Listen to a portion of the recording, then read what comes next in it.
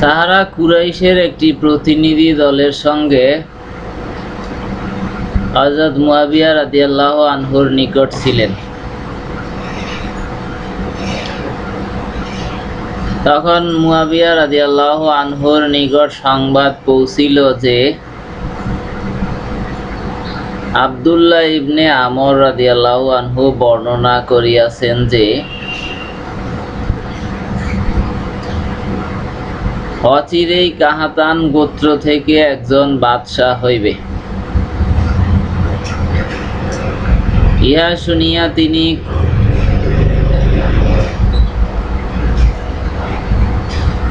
ক্রুদ্ধ হইলেন এবং দাঁড়াইলেন। তারপর তিনি আল্লাহ তাআলার যথাযোগ্য প্রশংসা করিলেন। তারপর তিনি বলিলেন, যাহা হোক, আমার নিকট এই মর্মে সংবাদ পৌঁছিয়াছে যে তোমাদের কতিপয় ব্যক্তি এইরূপ কথা বলিয়া থাকে, যাহা আল্লাহর কিতাবে নাই এবং যাহা রাসূল পাক সাল্লাল্লাহু আলাইহি ওয়াসাল্লাম থেকেও বর্ণিত নাই। ইহারাই তোমাদের মাঝে সবচেয়ে অজ্ঞ।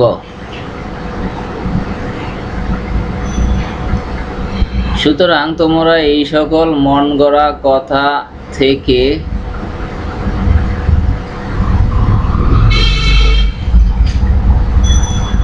যাহা স্বয়ং বক্তাকেই পথভ্রষ্ট করে সতর্ক থাকে।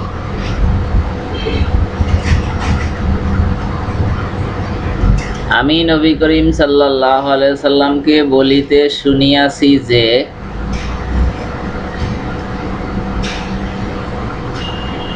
এই বিষয়টি কুরাইশদের মধ্যেই থাকিবে, অর্থাৎ খিলাফতের বিষয়টি।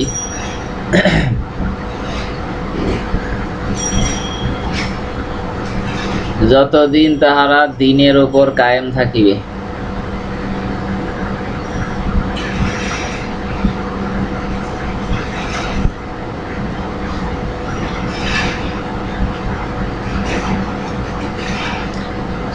যে কেউ তাহাদের সঙ্গে বিরোধিতা করে